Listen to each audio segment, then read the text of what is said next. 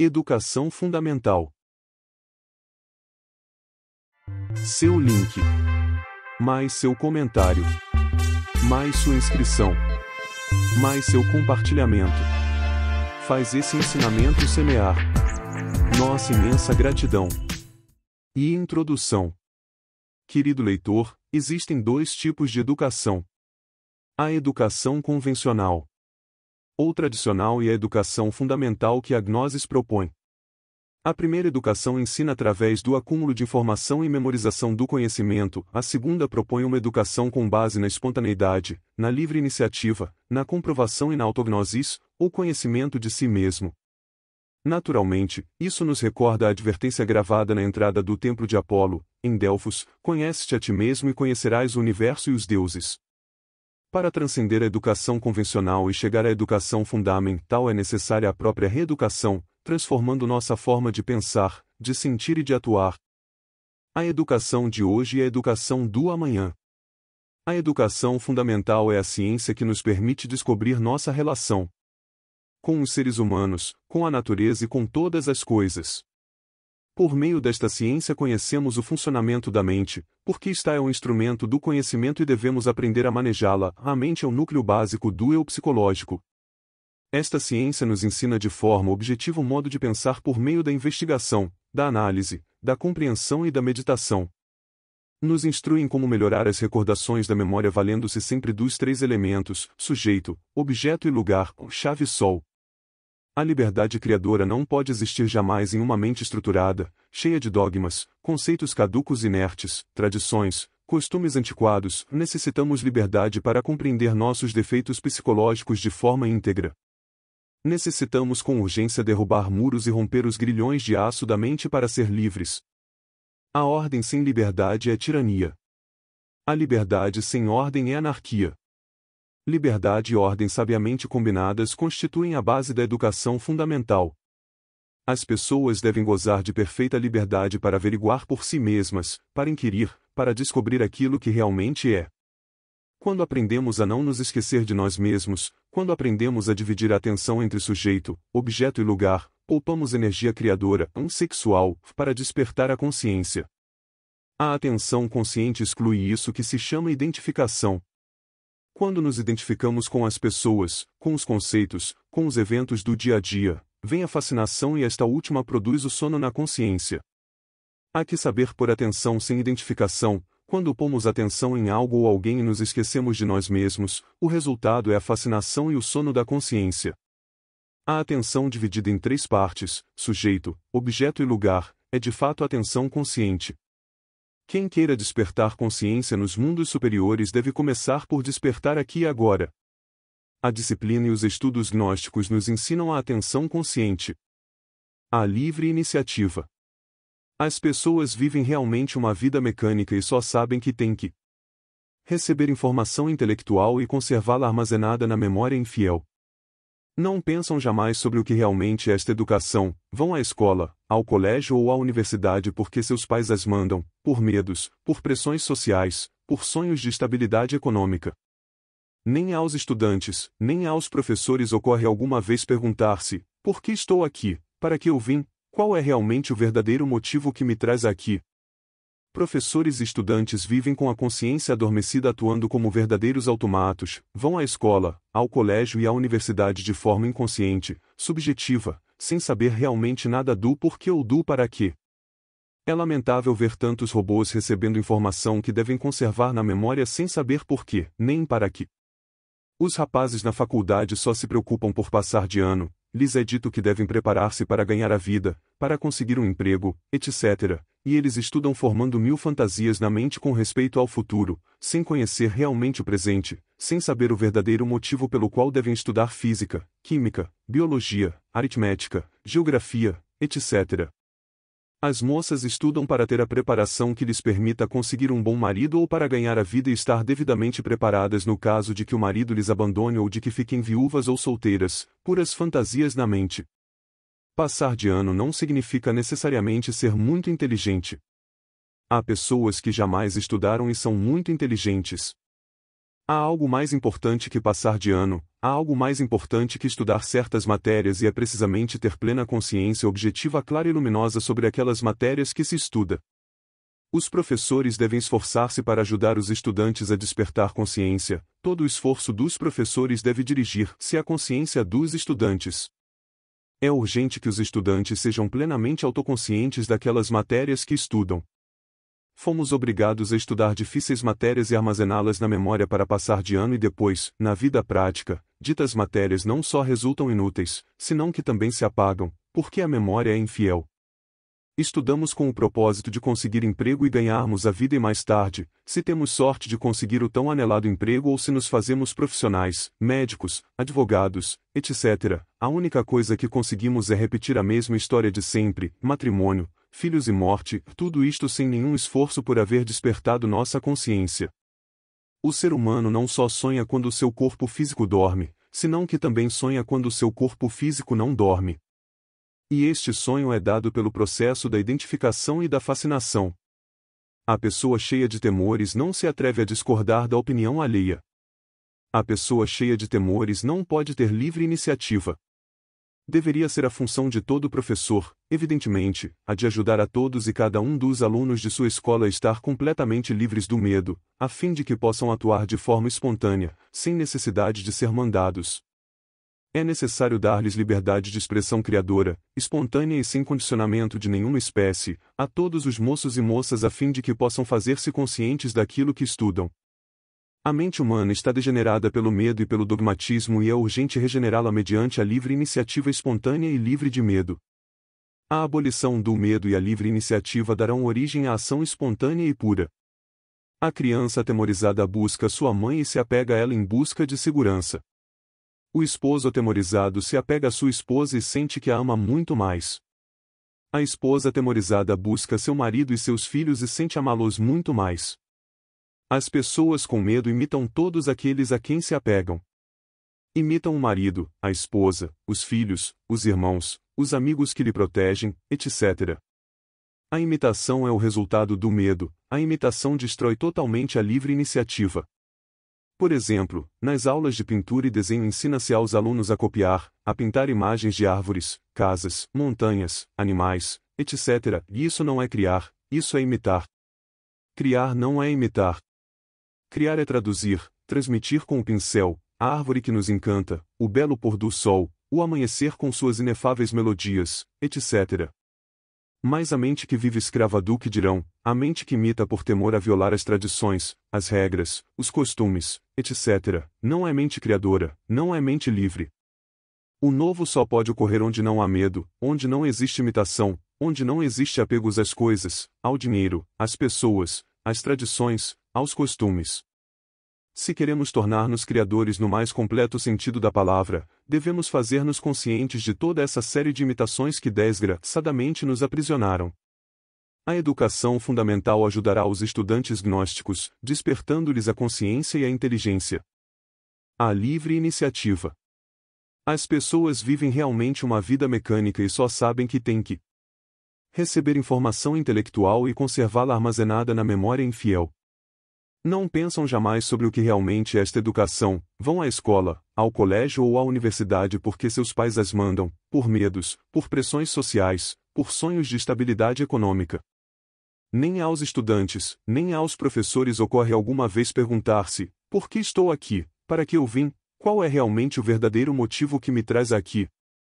Professores e estudantes vivem com a consciência adormecida atuando como verdadeiros automatos, vão à escola, ao colégio e à universidade de forma inconsciente, subjetiva, sem saber realmente nada do porquê ou do para quê. É lamentável ver tantos robôs recebendo informação que devem conservar na memória sem saber porquê, nem para quê. Os rapazes na faculdade só se preocupam por passar de ano, lhes é dito que devem preparar-se para ganhar a vida, para conseguir um emprego, etc., e eles estudam formando mil fantasias na mente com respeito ao futuro, sem conhecer realmente o presente, sem saber o verdadeiro motivo pelo qual devem estudar física, química, biologia, aritmética, geografia, etc.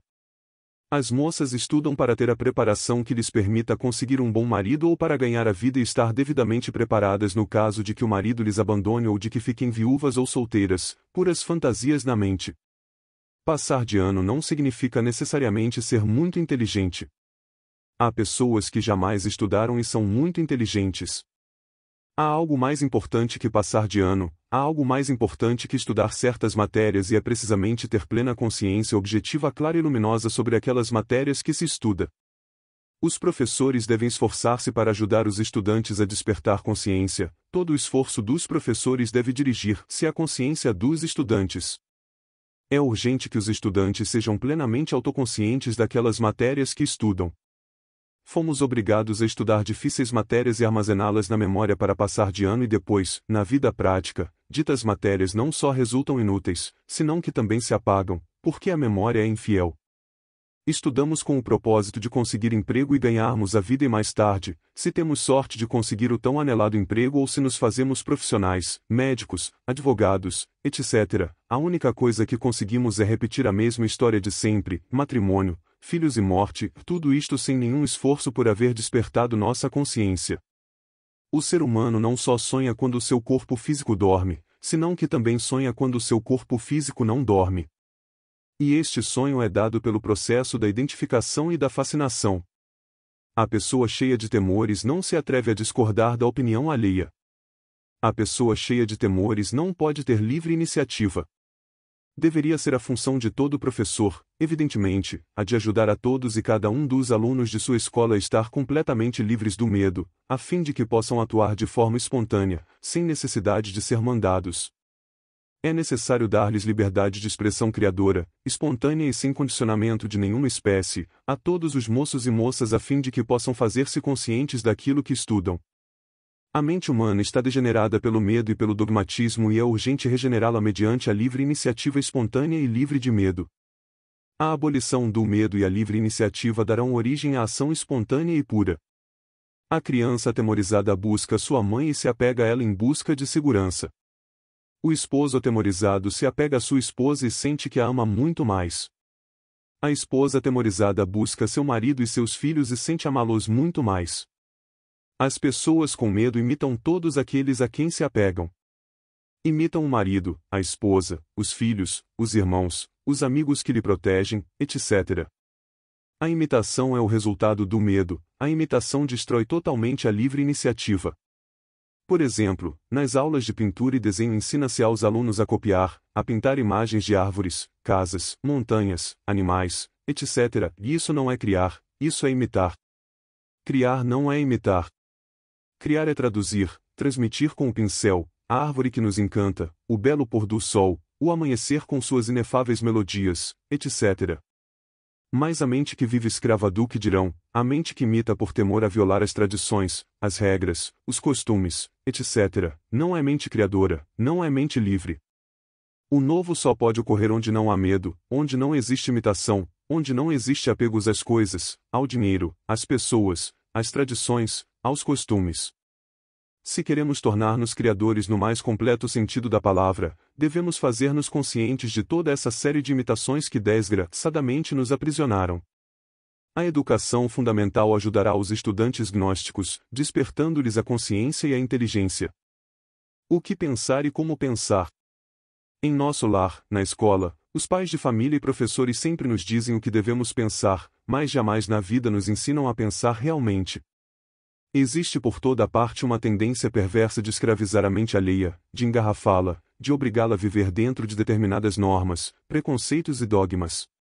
A mente metida em um molde é de fato uma mente escrava. É necessário que rompamos os grilhões de nossa mente.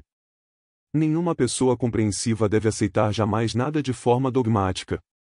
É urgente investigar, compreender, inquirir, antes de aceitar.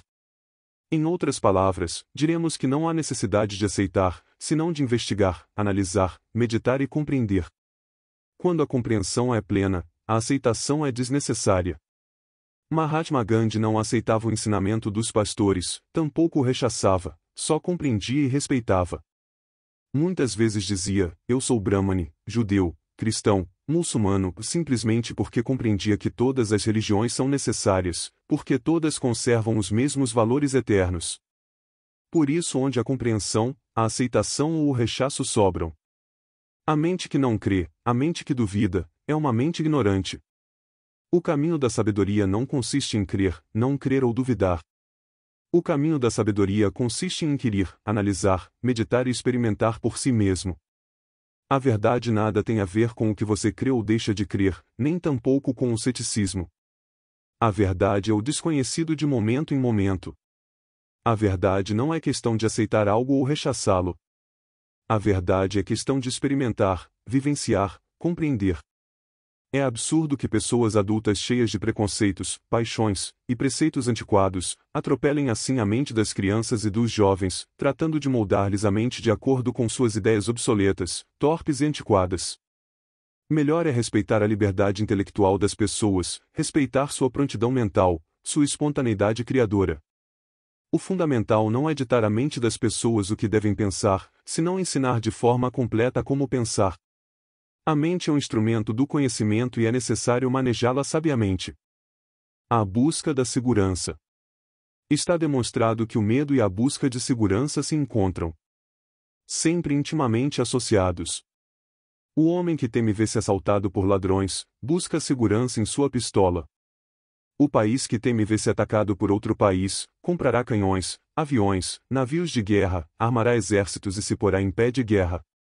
Muitos sujeitos que não sabem trabalhar, aterrorizados ante a miséria, buscam segurança no delito e se tornam ladrões ou assaltantes. Muitas mulheres não inteligentes, assustadas ante a possibilidade da miséria, se convertem em prostitutas. Todos os delitos, todas as guerras, todos os crimes, têm sua origem no medo e na busca de segurança. Hitler organizou a terrível Gestapo para a segurança do Estado.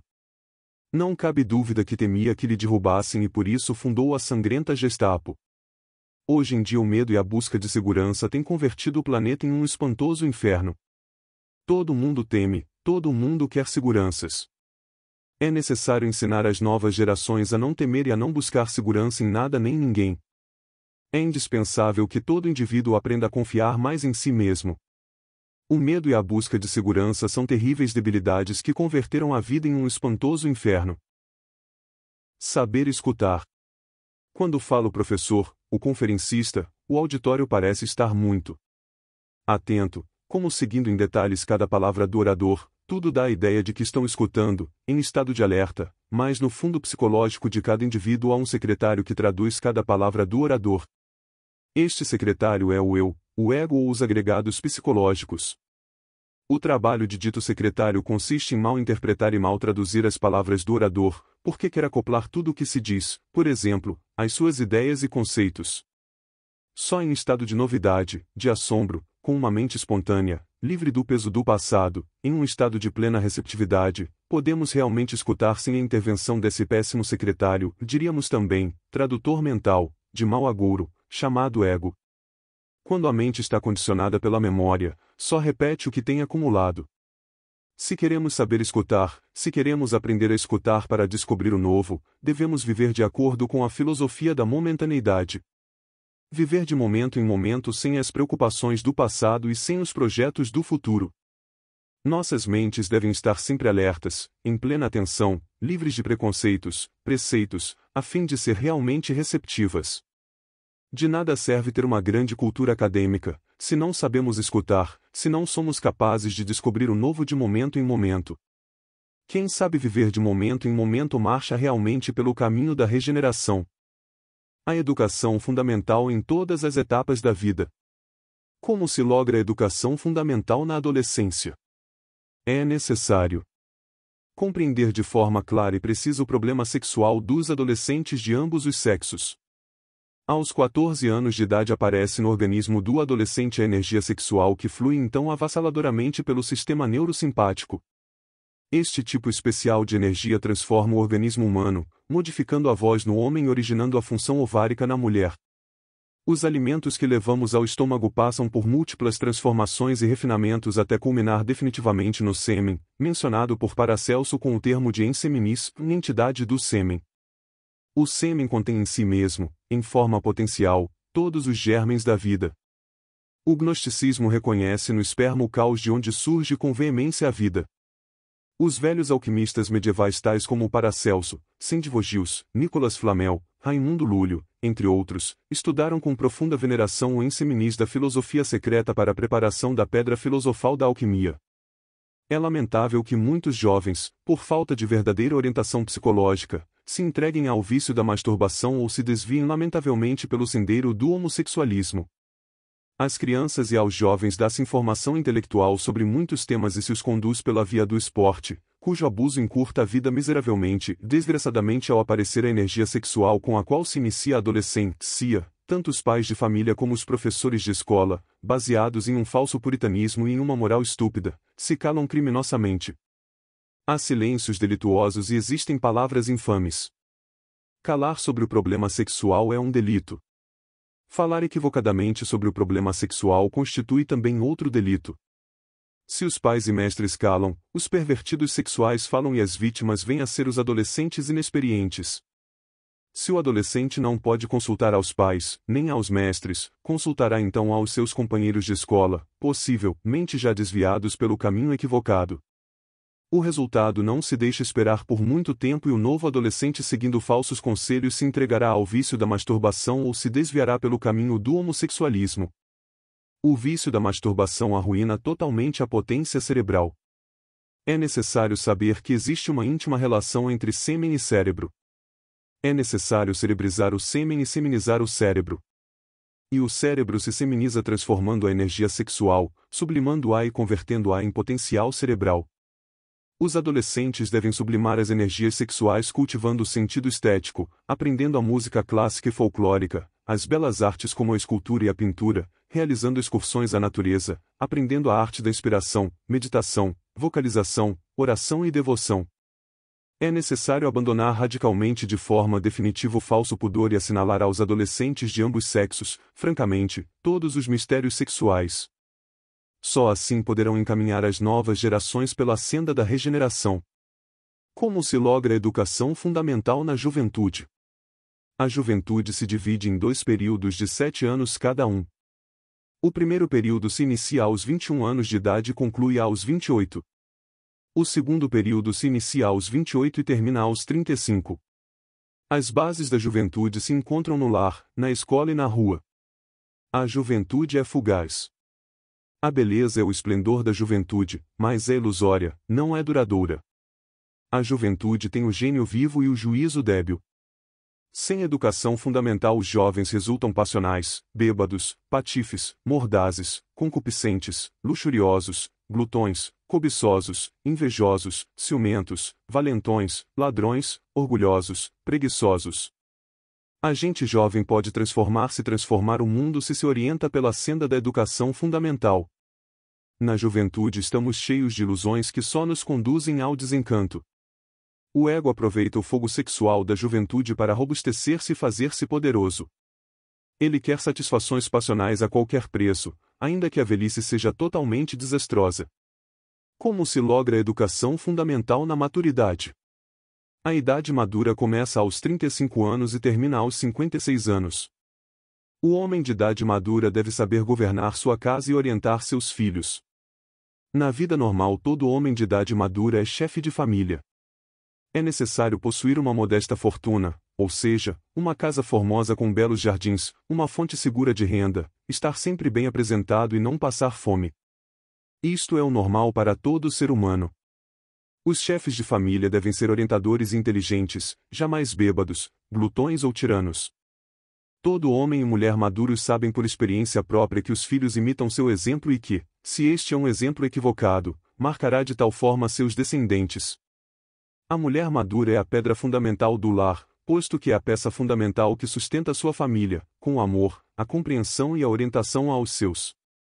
Como se logra a educação fundamental na velhice? Esta começa aos 56 anos e se processa logo em períodos septenários que nos conduzem até a decrepitude e a morte.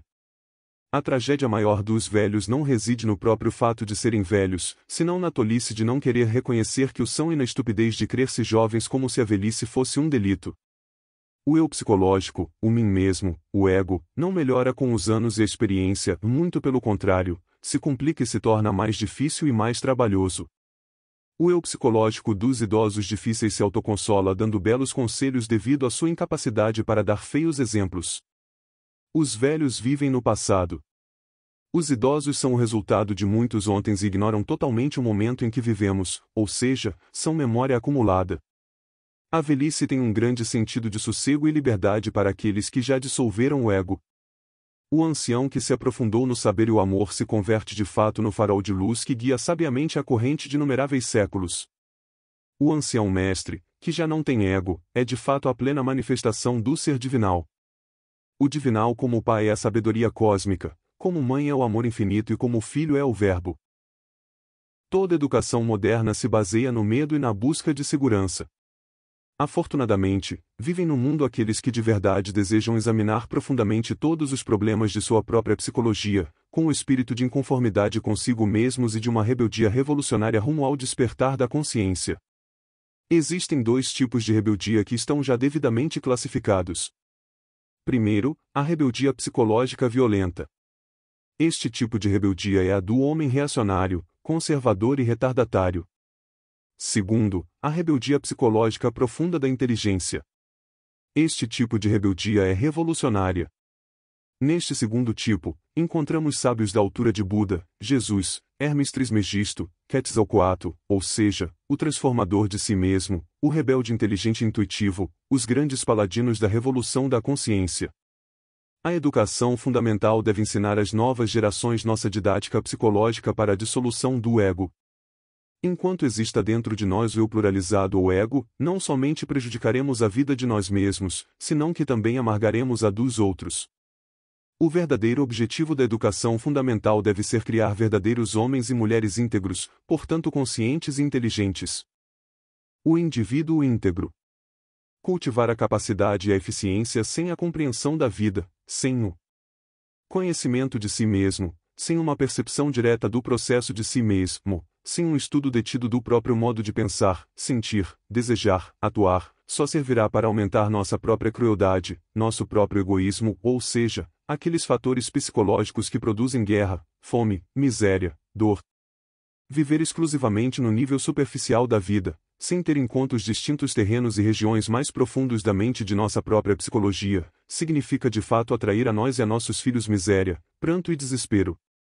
A maior necessidade, o problema mais urgente de cada indivíduo, de cada pessoa, é compreender a vida em sua forma integral, porque só assim estamos em condições de poder resolver satisfatoriamente todos os nossos íntimos problemas particulares. Se queremos ser homens de verdade, indivíduos íntegros, devemos autoexplorar-nos psicologicamente, conhecer-nos profundamente em todos os territórios do pensamento. Devemos converter-nos em indivíduos íntegros, completos, e isso só é possível conhecendo a nós mesmos e dissolvendo o eu psicológico. A consciência. Esta nos dá conhecimento íntegro do que é, de onde está, do que realmente se sabe, do que certamente se ignora. Só nós podemos saber se somos conscientes em um momento dado ou não. A educação fundamental tem por objetivo despertar consciência. De nada servem 10 ou 15 anos de estudo na escola ou na universidade se ao sair das aulas somos robôs adormecidos. Existem 4 estados de consciência, estes são, sonho, estado de vigília, autoconsciência e consciência objetiva. O ser humano intelectual só vive nos 2 primeiros estados de consciência. Uma parte de sua vida transcorre em sonho e a outra em vigília, na qual também se sonha pela identificação e pela fascinação. A educação fundamental afirma que o homem pode lograr o controle da consciência e adquirir autoconsciência, a autognosis. A psicologia revolucionária da gnosis tem métodos e procedimentos científicos para despertar a consciência.